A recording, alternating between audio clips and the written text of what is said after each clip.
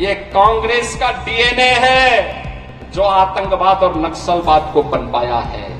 कांग्रेस धारा 370 नहीं हटाई क्योंकि उसे मुस्लिम वोट चाहिए था। कांग्रेस जाति, मत और पंथ के आधार पर, संप्रदाय के आधार पर देश को बांटने वाली पार्टी है। क्षेत्र और भाषा के आधार पर देश को बांटने वाली पार्टी है। आम आदमी पार्टी है जो जेल और बेल के चक्कर में ही अभी पड़े हुए हैं। 370 के खिलाफ सबसे पहले आवाज उठाई थी भारतीय जनसंघ ने।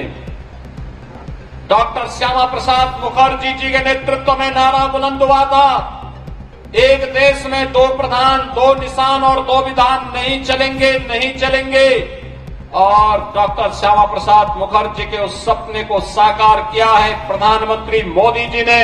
कश्मीर में धारा 370 को हमेशा के लिए समाप्त करके आतंकवाद की ताबूत पर अंतिम कील ठोकने का काम किया है। आतंकवाद अब अपनी अंतिम श्वास ले रहा है। यह आतंकवाद और उग्रवाद को पनपाया किसने? ये कांग्रेस का डीएनए है जो आतंकवाद और नक्सलवाद को पनपाया है। लेकिन भारतीय जनता पार्टी उसका सफाया कर रही है, पूरी तरह सफाया कर रही है। बहनों और भाइयों, मैं आपसे यही कहने के लिए आया हूं, कांग्रेस धारा 370 नहीं हटाई क्योंकि उसे मुस्लिम वोट चाहिए था। कांग्रेस जाति, मत और पंथ के आधार पर, संप्रदाय के आधार पर देश को बांटने वाली पार्टी है। क्षेत्र और भाषा के आधार पर देश को बांटने वाली पार्टी है। आपने राहुल गांधी का कार्य देखा होगा। जब देश में रहते हैं, उत्तर प्रदेश में आएंगे तो हरियाणा को कोसेंगे, केरल में जाएंगे तो उत्तर प्रदेश को कोसेंगे, और जब नानी के घर इटली जाएंगे तो भारत को कोसते हैं।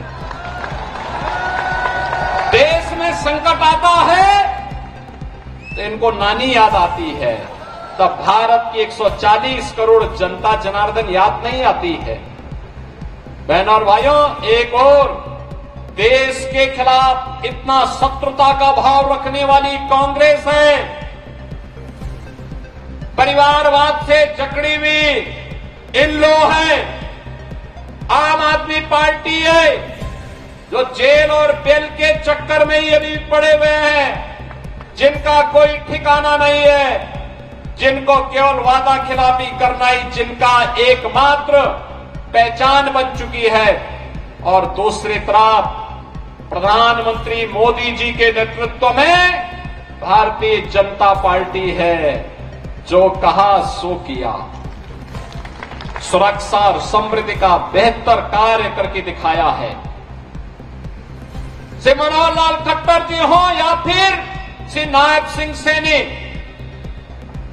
हरियाणा के विकास के लिए पूरी प्रतिबद्धता के साथ कार्य करते हुए इन लोगों ने हरियाणा को भारत के विकास का एक केंद्र बिंदु बनाने का कार्य किया है।